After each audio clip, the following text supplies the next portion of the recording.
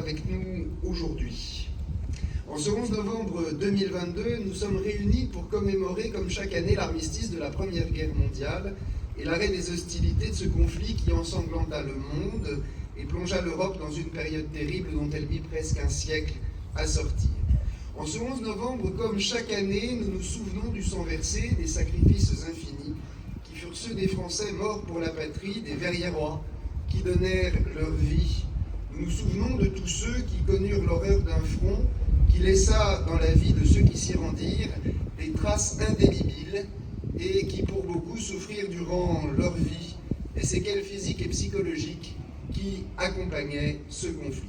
Depuis la loi du 28 février 2012, le 11 novembre, jour anniversaire de l'armistice de 1918 et de commémoration annuelle de la victoire et de la paix, il est rendu hommage à tous les morts pour la France. Tous nos compatriotes qui acceptèrent de mourir pour la patrie lors des conflits mondiaux, lors des guerres d'Indochine ou d'Algérie, plus près de nous lors des différentes opérations extérieures menées par notre armée. Tous doivent être évoqués, honorés, rassemblés dans un commun hommage. Leurs sacrifices les distinguent, leurs sacrifices nous instruisent et nous obligent. Certains peuvent penser que le 11 novembre n'appartient qu'à l'histoire, ils se trompent. Cette date appartient au présent, elle appartient à l'avenir, elle nous constitue, car elle est l'un des marqueurs de notre identité. Si le visage des poilus s'éloigne dans la brume, si les photos de ces éternels jeunes hommes jaunissent de plus en plus, nombreux sont encore ceux qui les connurent, leurs enfants, leurs petits-enfants sont toujours avec nous. Au-delà, chacune de nos familles, d'une manière plus ou moins assurée, est la dépositaire de cette mémoire partagée. La Première Guerre mondiale, qui prit fin le 11 novembre 1918, a été le douloureux creuset dans lequel une société s'est fondue pour qu'en sorte une nouvelle dont nous sommes issus. La Première Guerre mondiale a marqué la fin de plus d'un siècle de déchirements et de tourments, de soubresauts douloureux, parfois sanglants, la possibilité en France de réaliser une union sacrée.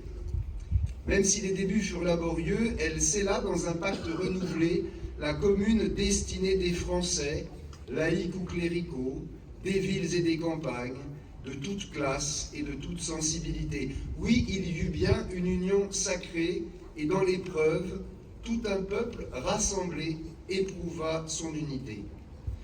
On connaît désormais bien les mécanismes qui conduisirent à la guerre. On sait qu'il aurait été possible de les enrayer. Il n'est pas ici question de refaire l'histoire, mais de nous rappeler que s'il faut à chacun de nos concitoyens être prêt à consentir au sacrifice que la nation lui réclame, il faut aussi, ô combien, faire tout ce qui est possible, chacun à sa place, individuellement et collectivement, toujours, y compris ici et maintenant, pour que le bellicisme s'éloigne et que la paix l'emporte. La paix dans l'honneur et la dignité, la paix dans le droit et la force. La Première Guerre mondiale a été pour une large part rendue possible par la peur. Peur des États de perdre leur rang, peur de la place que prenait l'Allemagne chez nous, peur de l'encerclement pour nos voisins allemands. Entre eux et nous, la confrontation, rendue plus douloureuse depuis la perte de l'Alsace et de la Lorraine, après la guerre de 1870, était partout, dans tous les domaines. Ainsi qu'a pu l'écrire Marc Fesneau, l'antagonisme franco-allemand puisait sa force dans l'idée de revanche et le retour à la mère patrie des provinces perdues de l'Est, tandis que la rivalité franco-allemande se retrouvait à tous les niveaux: expansion coloniale, exportation de produits, conquête de marchés financiers. Rivalité, peur, envie, esprit de revanche, trop grande estime de ses propres forces et de celles de ses alliés, aveuglement sur celles de ses possibles adversaires, oubli de ce que la guerre peut impliquer de souffrance, oubli de tout ce qui rassemble les ennemis putatifs. Comment ne pas percevoir que ces errements sont encore si dramatiquement présents au jour où nous parlons, et alors que les échos des combats sur le continent européen parviennent à nouveau jusqu'à nous. Ce 11 novembre 2022 est l'anniversaire de la fin d'un conflit qui déchira l'Europe. Comme il est douloureux de souligner qu'il est célébré alors qu'un nouveau conflit ensanglante à nouveau notre continent. Toute guerre est une épreuve non seulement pour ceux qui la font, mais aussi pour ceux qui la subissent, particulièrement pour les non-combattants, pour les civils, qui sont exposés, désarmés, impuissants et fragiles. Je me souviens d'avoir enfant alors entendu en frémissant évoquer les Prussiens qui vinrent jusqu'ici en 1870. Nous savons le prix que payèrent les populations qui durent subir sur le sol de leur campagne les effets de la guerre. Nous savons ce que furent les occupations. La Première Guerre mondiale fut le cadre de bien des exactions, et l'on peut se demander s'il n'est pas temps de redonner très largement son sens à l'expression « mort pour la France ». On peut mourir pour son pays de deux manières, en consentant à la possibilité de recevoir la mort dans le cadre des combats, de sa mission, à la manière de ces héros dont les noms sont gravés sur le monument aux morts et inscrits sur le parchemin sous la stèle d'Honoré d'Estiendorf, figure exemplaire du sacrifice fait par celui qui accepte de mourir pour la France.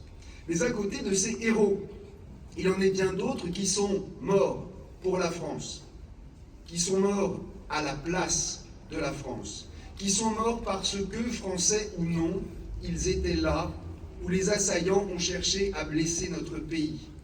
Celui qui meurt sous les bombes aveugles, celui qui est exécuté parce qu'il est assimilé à un pays, qu'il s'agit pour des criminels d'annihiler jusque dans le corps des civils, au mépris des conventions internationales et des règles de la guerre elle-même, celui-là, oui, meurt pour la patrie, et avec lui, c'est un peu d'elle qui meurt aussi.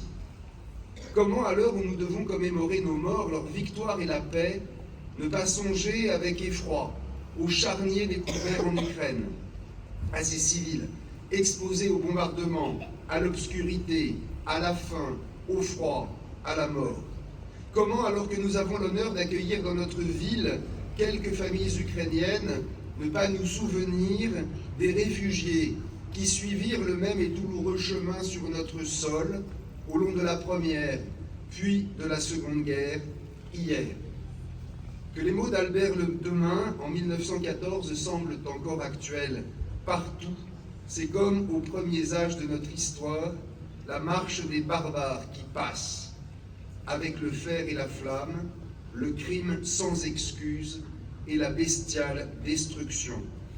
Si les exactions ne furent pas systématiques, elles furent trop nombreuses pour n'être imputées qu'à la fatalité.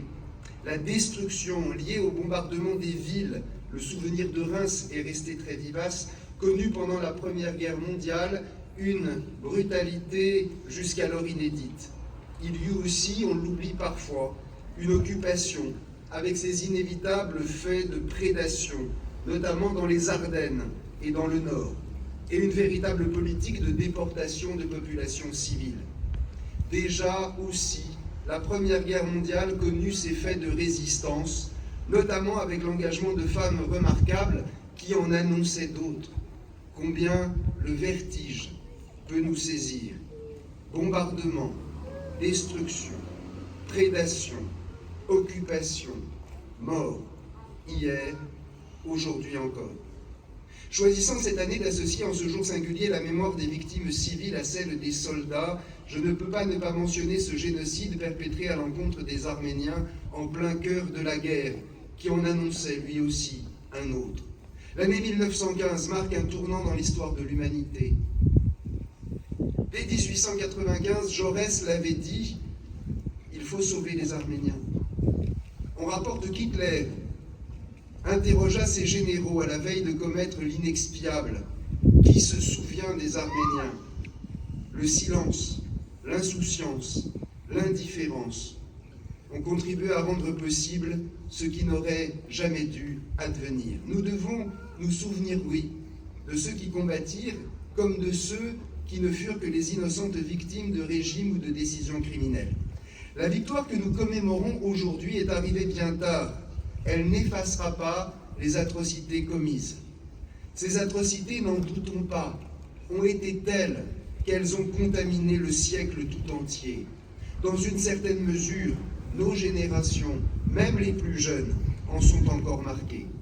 Est-ce à dire qu'il faut désespérer le fait que l'armistice ait été finalement davantage une pause de quelques années folles dans la guerre qu'une véritable paix?